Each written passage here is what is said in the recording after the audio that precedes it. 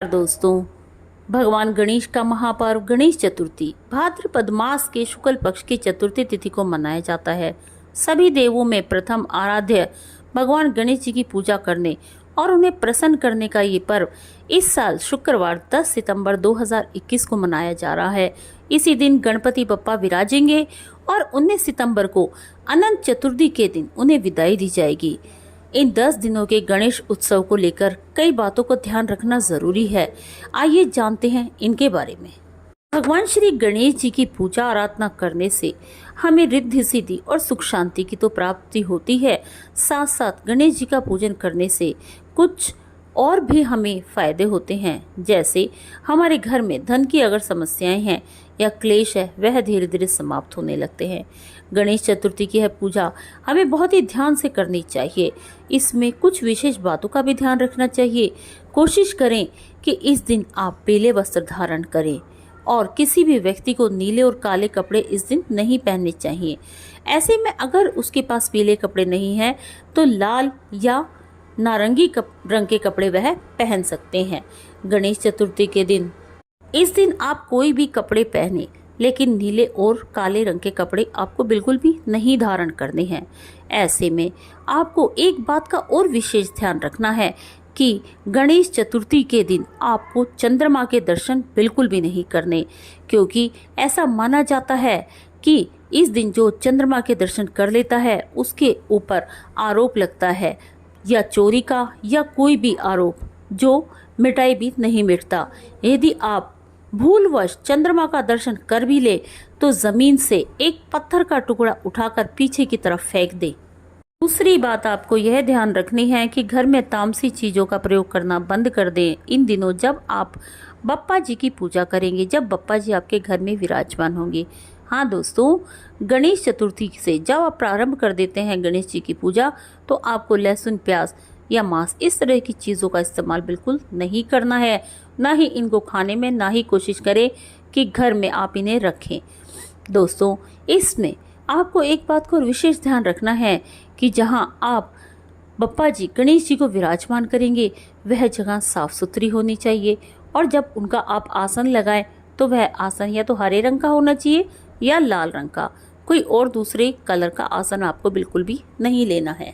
गणेश जी की पूजा में आपको पुराने मूर्ति का इस्तेमाल बिल्कुल भी नहीं करना है।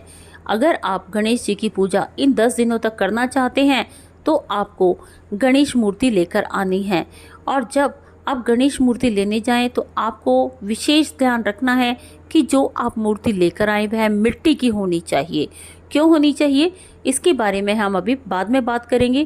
पहले इसके बारे में हम चर्चा करते हैं कि जब आप मिट्टी की मूर्ति वहाँ से लेकर आएं तो मूर्ति को लाल कपड़े से ढककर लाएं, और जब आप उन्हें अपने घर में जहाँ उनका आपको स्थान बनाना है उस स्थान पर रख दें तो वह कपड़ा वहाँ से हटा दें। और जब आपने जहाँ पर मूर्ति स्थापित की है वहीं आपको कलश स्थापना भी करनी है, और भगवान गणेश जी की मूर्ति पर छींटे मारने हैं गंगा जल के, और उसके बाद ही पूजा आराधना आपको प्रारंभ करनी है। मिट्टी की मूर्ति इसलिए लानी चाहिए क्योंकि 11वें दिन हम गणेश जी की मूर्ति, जिसको हम 10 दिन तक पूजा करते हैं, और उसका विसर्जन किया जाता है। और क्योंकि यह इसके साथ एक कथा भी जुड़ी हुई है जो कि इस प्रकार है। गणेश जी का विसर्जन क्यों किया जाता है, जुड़ी है यह कथा। धर्म ग्रंथों के अनुसार महाभारत की रचना महर्षि वेदव्यास ने की थी, लेकिन उसे लिखने का काम गणपति जी ने पूर्ण किया था। लेखन का कार्य पूरे 10 दिनों तक चला था। उस दौरान गणपति ने दिन और रात ये काम किया था। कार्य के दौरान गणपति जी के शरीर के तापमान को नियंत्रित रखने के लिए महर्षि वेदव्यास जी ने उनके शरीर पर मिट्टी का लेप कर दिया था। कहा जाता है कि चतुर्थी के दिन ही महाभारत के लेखन का ये कार्य पूरा हुआ था। कार्य पूर्ण होने के बाद वेदव्यास जी ने चतुर्थी के दिन उनकी पूजा की, लेकिन कार्य करते करते गणपति काफ़ी थक गए थे और लेप सूखने से उनके शरीर में अकड़न आ गई थी, और उनके शरीर का तापमान भी बढ़ गया था और मिट्टी सूखकर झड़ने लगी थी। इसके बाद वेदव्यास जी ने उन्हें अपनी कुटिया में रखकर उनकी काफ़ी देखरेख की, उन्हें खाने पीने के लिए तमाम उनकी पसंद की चीज़ें दी, और उनके शरीर को ठंडक पहुंचाने के लिए सरोवर में डुबोया। तभी से चतुर्थी के दिन गणपति को घर लाने की प्रथा चल पड़ी। चतुर्थी के दिन गणपति के भक्त उन्हें घर लेकर आते हैं। उन्हें 5 या 7 या 9 या 10 दिनों तक अपने घर में रखकर 11वें दिन उनको विसर्जन उनका कर दिया जाता है। गणेश जी की पूजा के लिए भी हमें कुछ बातें अवश्य ध्यान रखनी चाहिए। गणेश जी का पूजन करते समय दूब, घास, गन्ना और बूंदी के लड्डू का भोग अवश्य लगाना चाहिए। गणेश जी की मूर्ति खरीदते समय ध्यान रखें कि उनकी सूंड दाएं तरफ मुड़ी हुई होनी चाहिए। इससे धन और वैभव प्राप्त होता है। गणेश जी के पूजन में तुलसी के पत्ते कभी नहीं चढ़ाने चाहिए। माना जाता है कि तुलसी ने भगवान गणेश को लंबोदर और गजमुख कहकर शादी का प्रस्ताव दिया था, जिससे नाराज होकर गणेश भगवान ने उन्हें श्राप दे दिया था। तभी से भगवान श्री गणेश जी को तुलसी नहीं चढ़ाई जाती।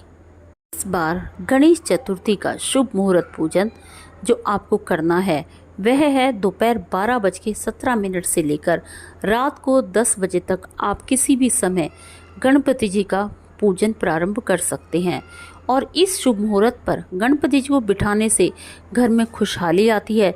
साथ ही आपकी सारी मनोकामनाएं पूर्ण होंगी और इसी मुहूर्त में आपको गणपति जी की स्थापना करनी चाहिए और उनकी पूजा आराधना करनी चाहिए।